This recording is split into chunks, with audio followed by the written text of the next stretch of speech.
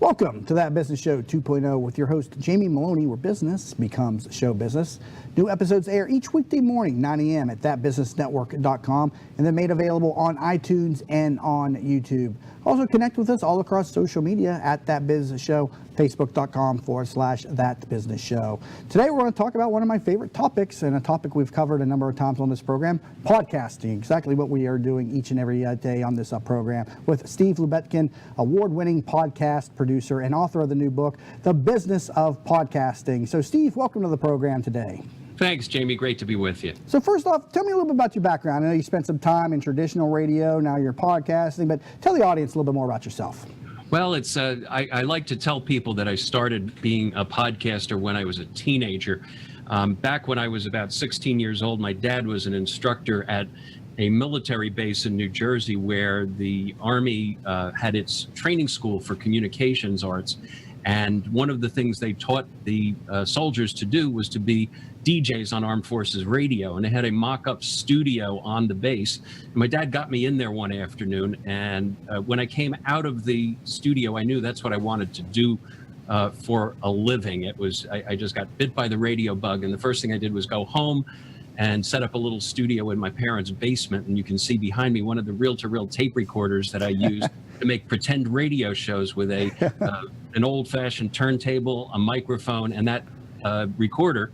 And then I would play back the pretend radio shows for my friend while we played chess in the basement. That's about as far as you could go with a podcast back then. And frankly, we didn't know they were called podcasts. Hey, a lot of people are still learning what a podcast is. Even today, only about 30% of the country knows what a podcast is, and still get that question a lot. What is a podcast? Exactly. Well, you know, and it is essentially a radio show distributed over the internet. It could be a TV show too, but for most people, it tends to be an audio program. But flash forward, I grew up and I actually had to make a living, and you could either be on the radio or you could buy groceries, but you really couldn't do both. And so I had to get a real job. And I ended up, after spending about 5.5 years in print and broadcast journalism, I ended up going into corporate public relations. And I spent about 30 years doing corporate PR for large organizations. The last 15 of those years I spent in various financial services companies, but I always tried to use my audio skills, and we would capture audio from events and feed it to people. And I helped pioneer some online broadcasting events for one of the firms I worked at. But then about 13 years ago, I was cast to the curb. I had become too old and too expensive to stay on, and needed to find something else to do. And my initial thought was to become a PR counselor to the CEOs. I had done that for about 25 years of my career and thought I could continue to do it. But when you're competing as a one-person shop against very large companies that do public relations, it's a little bit challenging. And so I decided I needed to find a niche. And the niche I found was, of course, going back to my radio roots and getting involved in podcasting. That was about the beginning of the podcasting era as we know it today. This was around 2004, 2005, and we started producing podcasts for corporate and organizational clients. And then about 2.5 years ago, another podcast producer who I had become friends with over social media and later met at a conference face-to-face, Donna Papacosta, who is based out of Toronto, Canada, got in touch with me and said, I have this idea to write a book about the business model that we use for podcasting. You produce them for clients, I produce them for clients. Let's write a book about that approach. And, you know, that really resonated with me, Jamie, because most of the talk you see in the podcasting world is about people who want to become famous personalities in the podcast community and therefore get advertisers to pay them for commercial time on their podcast. And for the vast majority of podcasters, that's not going to be a business model that produces a lot of revenue. And so what Donna and I thought we would do is give people the tips, give them the inside secret sauce, if you will, of how we do podcasting and our business model, which is becoming podcasting experts, using all the tools like your guys have in the studio there, and producing podcasts for clients who want to get into the medium, but don't want to make the investment in the technical side of the craft of producing podcasts. Yes, a lot of people are struggling with how to monetize podcasts. A lot of people that love doing it, and I'll be honest with you, I mean, podcasting is a side business that is spun off of just my time spent on radio. My core business is real estate, and I do a real estate podcast as well. But you're right, it's very difficult to get sponsors unless you've got tens of thousands of listeners per show, which is very rare for the average podcaster. But there are creative ways. There's other ways to monetize your podcast. But it's at the core of podcasting. It's just something podcasters really just love to do above anything else. Yeah, it's obviously a passion, and that's why the subtitle of the book is Taking Your Podcasting Passion from the Personal to the Professional. And I can hold up the book here so you can see it. Mm-hmm. This is the book. It's available on the Amazon Kindle, and it's also, as you can see, a very nice trade paperback. We have some really cool cartoons that we had commissioned from a wonderful cartoonist in Vancouver, British Columbia, named Rob Cottingham. Rob drew some custom cartoons for the book, which are all about podcasting, and they're very funny. But the book is filled with practical tips on how to set up a podcasting business, and we distinguish it from all the other books. There are so many books and so many YouTube videos about how to do podcasting, how to plug in the microphone, how to use the recording software, things like that. What we do is a little of that, but mostly it's about setting up a business and thinking like a business person about how you produce podcasting for other people.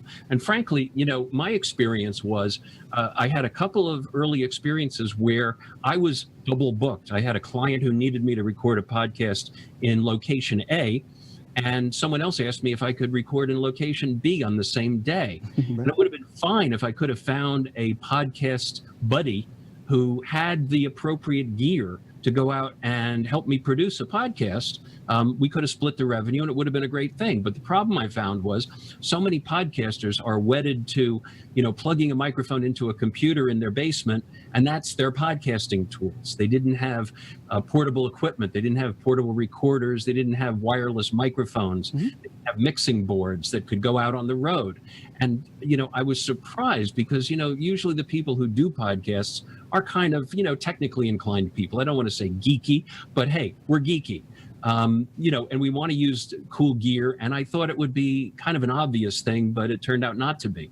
So what we encourage people to do with their podcasting is say, look, if you want to monetize this, don't spend so much time trying to get a great audience and be so clever. You're not going to, in most cases, compete successful with major media companies that are in the podcasting field. Everyone talks about the model of NPR's Serial podcast as being the gold standard of podcasting. Mm-hmm. And of course, it was the first podcast to achieve 1 million downloads, but it was also produced in a multi-million-dollar NPR studio in Chicago, right, with a staff of writers and editors and professionals working on the thing for many, many hours. To do that kind of a podcast is extraordinarily complex and expensive. Right, and podcasting is best served inside a small, local, little niche audience that you're able to develop that complements another core business oftentimes. But if you want podcasting to be your sole business, and yeah, it's a challenge being able to live strictly off of a podcast. Some do it, but if you're starting out thinking that you're going to be a great podcaster and have millions of listeners, that probably will never happen, but it would definitely take time regardless. I always say focus on good content, be consistent, and even if you're just influencing a handful of people, at least you're having some type of an impact on people. How would you say? Well, that's absolutely true. And I go to the business model that Donna and I recommend, which says, podcasting for businesses and for organizations is not about being viral and getting 20 million downloads. It's about producing podcasts that help a business move the needle on getting people to either buy the products or services or inquire about buying the products and services. So for many of our clients, the audience for their product or service may only be several thousand people. And if they get several thousand downloads or even a few hundred downloads, that's a perfectly acceptable result for a business podcast. It doesn't have to be 10 or 20 million people. It's like in the advertising world, you throw it against the wall, you spend a lot of money on advertising, and tens of thousands of people ignore it because it's not relevant to them. In podcasting, you can be very, very focused and do very, very technical podcasts for very small audiences and still be successful. Yeah, podcasting is more about an intimate connection with a listener. It's a completely different type of a listening medium too between the radio. When I did radio, you're trained that people come in and out of the audience. You know, who you're talking to now is not going to be the same people in 10 minutes. Podcasting is different. Podcasting is designed, somebody starts it, and hopefully they finish it. That's kind of how a podcast is supposed to be run. Well, the nice thing is, too, that you can also take it with you. You can listen in the car. You can listen when you're commuting or on a treadmill. And you can stop it when you need to stop and go do something else. And you can pick up where you left off. Unlike, broadcast radio where, if it's gone, it's gone, unless you're recording it. Podcasting is something you can carry with you and jump in and out of and still be at the same place. Hold that point there. Got to take a break. I'm talking with Steve Lubetkin, award-winning podcast producer and author of the book, The Business of Podcasting. Learn more at that website, thebusinessofpodcasting.com. When we come back from the break, we're going to get into some of the specifics about podcasting, where it was, where it's going, some of the changes that he's seen in the industry, and also we'll talk a little bit more about how to monetize podcasting, because I know a lot of people finding this episode, that's ultimately what people want to know is how do I make money on my podcast? So we'll talk a little bit about that too. So you're listening to That Business Show 2.0, where business becomes show business. Hi, welcome to Yeager's. We just want to take a minute and show you what we're all about. At Yeager's, our primary business is hardwood flooring, although we are remodelers for kitchen, bath, and general construction. We operate a fleet of shop-at-home vans that have all the flooring-type products, hardwood flooring, laminate flooring, tiles, stone, what have you. So we're able to come out first with products in our vehicles and take a look at the setting, how the colors will work, and then to be able to come up with some options and ideas for you. If that's not good enough, we have a large distribution center that we inventory product and have a nice display area.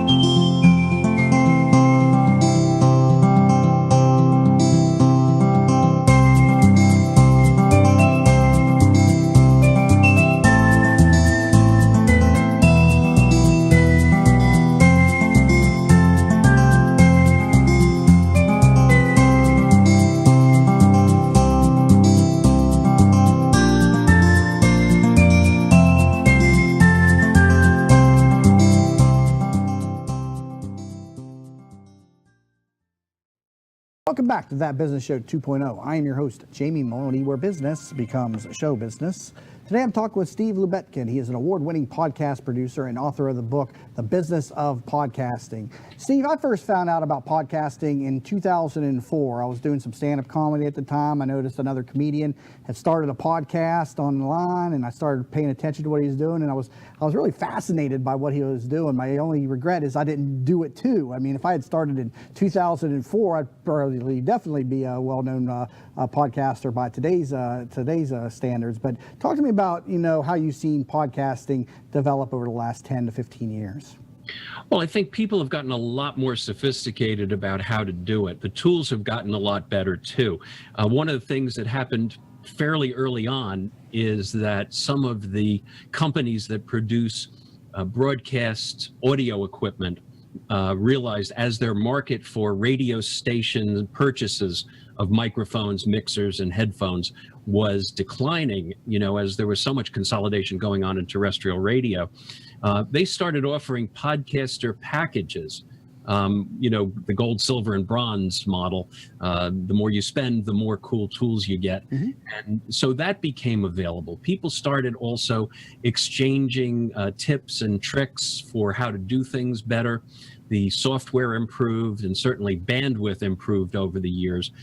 When I started producing what were then streaming telephone conference calls for a financial services company in New York back in the mid-90s, the bandwidth was very bad. Most people didn't have access to broadband. And so, in the early 2000s, when broadband internet access became a little bit more available, and storage space became more available, and content distribution platforms, all of those things made it a lot easier to distribute audio programs as podcasts. Because remember, we've been hanging audio files on websites for probably 20 years at this point. Right. The whole concept of distributing them in a way that didn't put overhead on other people's systems came with the implementation of some technical changes to the RSS feed technology that Dave Weiner invented when Adam Curry, who was one of the early MTV VJs, worked with Weiner to create what's called the enclosure tag, which was really the way that podcasting was born, essentially, because it allowed you to tell people in an RSS feed situation where they could pick up an audio or video file without actually pushing the file out to them over the email or over the internet. Now, iTunes has become at the forefront of the podcasting business, and I know myself, I get very frustrated with iTunes because the algorithm that they use to find podcasts is just so outdated. Any tips that you could give on getting found in iTunes? I always like to talk to other podcasters about this because you'll search for something and it pulls shows that were produced or haven't produced episodes in 4 years or so. I mean, any tips on how to get found in iTunes? Yeah, how to get found in iTunes? That is probably, every podcaster's dream is to make it to the front page of iTunes. And again, from our perspective, Donna and mine, in writing The Business of Podcasting, we really are not terribly concerned about whether we get thousands of likes for the podcasts we produce. What we're concerned about is providing a valuable communications tool to our clients where they can distribute subject matter expertise to a much smaller audience. The audience that we're focusing on is not necessarily the iTunes audience. The iTunes audience is almost like your YouTube audience. Right. They're looking for the new cool, shiny, whatever, which they'll spend maybe 30 seconds with. And so our focus is on helping our clients produce as close to NPR quality audio as we can get, which they can then distribute to a very narrow audience of people who need their information. So, for example, one of the companies that I've worked with is a business-to-business insurance company. They don't really do auto, home, and life insurance. They do business insurance for complicated business risks. And so one of those complicated business risks was to insure large companies against cybersecurity problems like a network breach, or someone hacks in and steals your customer data, or someone does something else to your technology. And in order to sell this insurance, they needed to educate the audience of business risk managers about the risks they face. So it's not just a podcast about we have great insurance, we have wonderful friendly claims agents, and our premiums are the lowest. That's not what the focus is. The focus of the podcast was the subject matter expert on cyber insurance talking about the things that a business risk manager needs to protect against: network security like firewalls and encryption, training the staff on how to secure data, making sure things are encrypted, so forth and so on.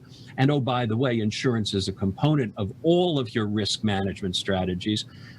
So what happens is, a podcast like that got about 13,000 downloads, which, you know, by the standards of some of the mega stars in podcasting, is rather small. There are people getting, you know, hundreds of thousands or even millions of downloads. But the audience for this insurance is also small. And by doing the podcast, they're able to educate that audience of 13,000 people in a very cost-effective way, instead of this subject matter expert getting on the phone and having 13,000 individual half-hour phone conversations. So it's an enormous savings for the company. It also creates a universe of educated purchasers who are more prepared to talk about actually buying the product when they get on the phone with them, because they've been educated by the podcast. So that's really what we're focusing on. I also advise people, you know, who are interested in podcasting but don't want to, you know, go to the effort of producing their own podcast. It's just as effective to work the circuit and become guests on the podcast. Like, you're a guest on my show today, I could be a guest on somebody else's show tomorrow. How do you advise people from that side of the business being guests on podcasts? Yeah, there are so many podcasts on so many different topics that it's a wonderful opportunity for people who are subject matter experts to get interviewed on someone else's podcast. And as you pointed out, I've been doing quite a lot of interviews since the book came out, and you know, trying to explain to people how it's different from the other books on podcasting. And, you know, there are as many different approaches to podcasting as there are podcasts. So there are people doing, you know, wonderful podcasts on topics like Disney, on topics like favorite TV shows and sports. There are just thousands and thousands of sports podcasts. It's just a wonderful, wonderful opportunity for very talented people to do a lot of very cool radio without having to get a job at a radio station somewhere. And the nice thing about podcasts is you can be very, very, very niche. We have a very vibrant podcasting community here in Tampa Bay. I go to a regular meetup that meets once a month. There's a gentleman in the group who has the colon cancer podcast. Strictly talks about colon cancer because he was afflicted with it, survived it, and now he wants to deliver that message out to the community of people that need to hear it. He probably only has a few hundred listeners, but those listeners really need to hear that message. And that's the beauty of podcasting, is that you can really be niched and really have an influence on people. That would never make it to a radio station. Well, that's absolutely true. And that's a really good example, because a few years ago, and this question comes up a lot, is how long should a podcast be? And my response to that is always, as long as it needs to be. And the example I use is in the same space as a colon cancer podcast. It was actually a podcast of a panel we produced about, it's probably almost 10 years ago now, on new treatment for ovarian cancer. And the panel included a gynecologic oncologist, a nurse practitioner who takes family genetic histories for screening purposes, and 3 women who had survived ovarian cancer. And it was a stormy night. We had about 75 people show up for the actual live seminar, which went 2.5 hours with Q&A. And the podcast, the 2.5-hour podcast, has been downloaded about 4,000 times. Mm-hmm. And so, you know, even though it's a narrow niche, the people who need that information, God forbid any of your audience ever needs information on ovarian cancer or colon cancer, but if you need the information, you don't care how long the program is. You'll take whatever you can get. Yeah, and another example along that lines, I was listening to another person on a webinar talk about length of a podcast, and he was dealing with a lady who had started, who was a farmer, and she was doing a podcast on farming, and her show was 3 hours. And he said, wow, that's pretty long. And she said, well, she's actually, people are telling me it's too short. short. They need more. And he's like, why? He's like, well, and she explained to him that the people listening are on the tractors all day. They're out in the field. So they need like 7 or 8 hours of entertainment, not just 3 hours. So it all comes back to what your audience wants and what it needs and everything. And when you start, you may not have an audience, but you have an idea because you are currently producing content that you are a listener for. So how long is long enough for you? That's the first question you should answer for yourself. And then as you develop, your audience will tell you how long your podcast should be. So we got to wrap up the show with some good information today. Steve, again, where can people find the book and a little bit more about this? Well, we have a website for the book. The website is thebusinessofpodcasting.com. So you'll see information on buying the book and interviews that Donna and I have done with print and with podcast commentators and all of that stuff. If you want to reach me, my website is beingthemedia.com. And you'll see examples of all the work we've done in audio and video for our clients. And if you want to contact me, Steve at thebusinessofpodcasting.com will work. All right. Steve Lubetkin, award-winning podcast producer and author of the new book, The Business of Podcasting. Steve, thank you so much for being on the program today. Appreciate the time, Jamie. Thanks a lot. Again, thebusinessofpodcasting.com. New episodes each weekday morning at 9 a.m. Eastern Standard Time at thatbusinessnetwork.com. Also available on demand on iTunes and on YouTube. And connect with us all across social media. Facebook.com/thatbusinessshow. That YouTube channel will get you over to our YouTube channel. We're nice and quickly. And we're on Twitter at thatbizshow. So again, you've been listening to That Business Show 2.0, where business becomes show business.